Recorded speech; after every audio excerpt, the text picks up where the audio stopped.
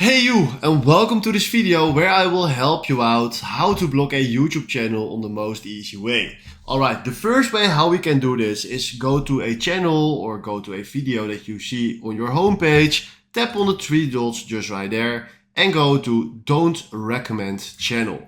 This is one way how you won't ever see something from that channel.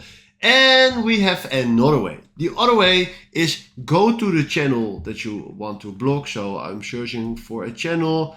Now maybe I want to block this channel, Skymography.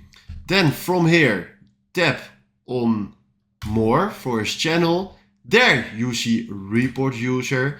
And from here, tap or click on hide user from my channel. Once you did that, tap on submit. You won't ever see this person or this channel ever again. And these are the ways how you can block a YouTube channel. Alright, if you found this video helpful, please consider subscribing and give this video a like. And then for now, thanks for watching.